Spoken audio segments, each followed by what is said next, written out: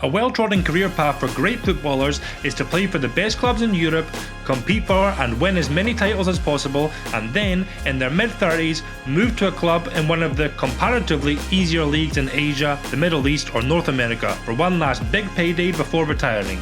The Brazilian Oscar also took this route. However, he did it about a decade sooner than anyone expected. Oscar started his career off at Sao Paulo, for whom he made 15 appearances in total.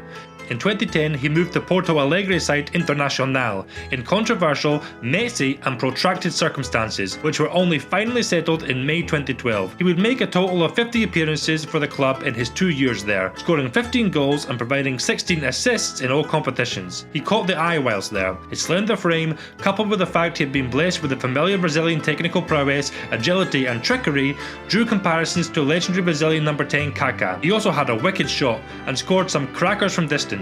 An executive at Inter, Rodrigo Weber, noticed some other characteristics which set him apart. Oscar is a very centred and disciplined character. He knows what he is capable of doing. In Brazil, we have lots of players with great technical ability, but only some who have the mentality to become a superstar.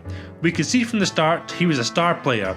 His club form, coupled with a magnificent performance at the Under-20 World Cup, which he capped with a wonderful hat-trick in the final against Portugal, inspired Chelsea to invest in his considerable potential as they splashed out a reported $25 million to bring him to Stamford Bridge.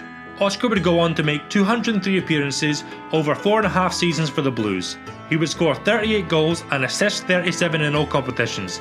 He collected a hatful of honours while in London, 2 Premier Leagues, a League Cup and the Europa League. The Brazilian developed rather nicely well at Chelsea, proving to be an extremely versatile forward who could perform in the 3 positions behind the striker, and he also gained the reputation for being something of a big game player. Now I'm sorry, if it seems like I'm glossing over his years at Chelsea, it's because I am. I want the bulk of this video to be focused on analysing and discussing what came next. In December of 2016, Chinese Super League outfit Shanghai Port bid somewhere in the region of 60 million for Oscar, and Chelsea accepted.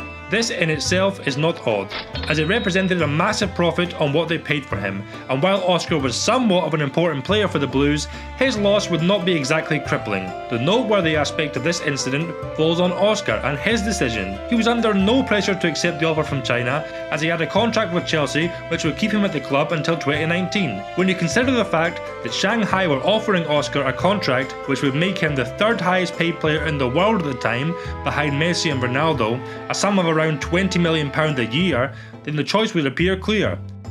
Take the money and run. It's a bit more complicated than that. Let me provide some context. During the 2010s, China was desperate to raise the profile of their league and establish itself as a footballing superpower.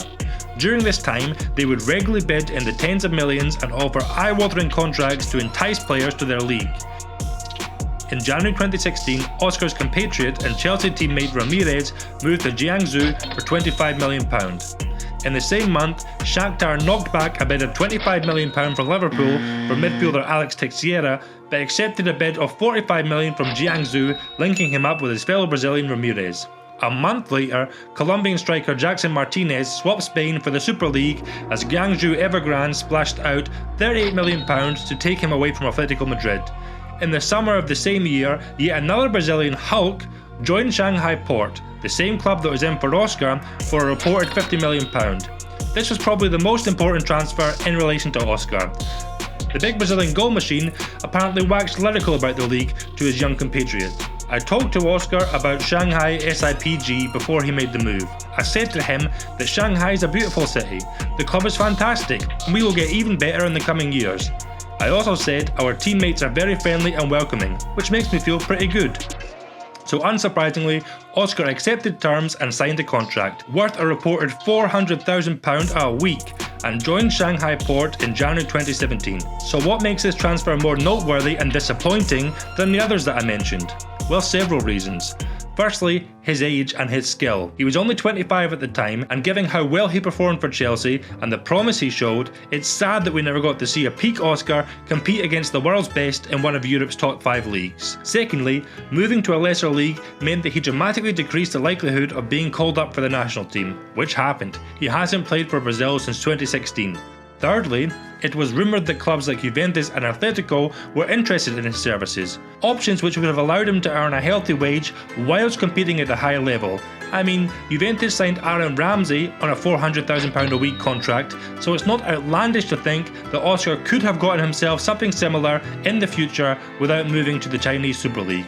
The reaction to the transfer was overwhelmingly negative. Jamie Carragher branded it as an embarrassment, and various newspapers slammed Oscar and the apparent lack of ambition he was showing. Perhaps Arsene Wenger said it best when discussing his then player Alexis Sanchez considering a multi-million-pound offer from China. I believe personally, and maybe I'm a bit naive, that it's more about getting to meet the player's needs, the way the club has values, the way the club has ambition, the way the club respects the players. The money is good everywhere, for everybody. Oscar himself said this a year after his transfer. When I was talking with Shanghai, I was talking to big clubs from Europe as well. There was Atletico Madrid, who I almost joined. I liked them very much and what they were offering me at the time. There was also Juventus, Inter and AC Milan. I had some options, but I opted for Shanghai. Every football player or every person who works wants to earn money to help their families.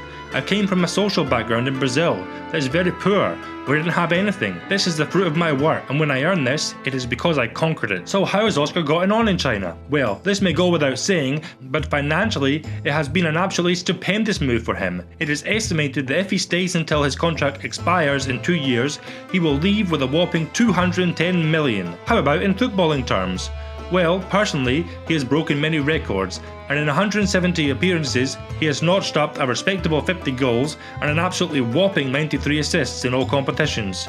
Honours wise, he didn't help Shanghai to win what they might have expected, given their investment, winning the Chinese Super League just once in 2018. And it would seem that Oscar is ready to come back, and with Barcelona linked with him in January of this year, we may well see Oscar back in Europe soon. To sum up my feelings on Oscar and his decision, I do think it's a bit of a shame that he chose money over ambition, and I do believe he could have eventually earned a similar salary whilst in Europe. I do understand though that he was a peripheral figure at Chelsea at the time, and if I was to put myself in his shoes, there is no way I am turning down the opportunity to earn hundreds of millions before I turn 30. What would you have done?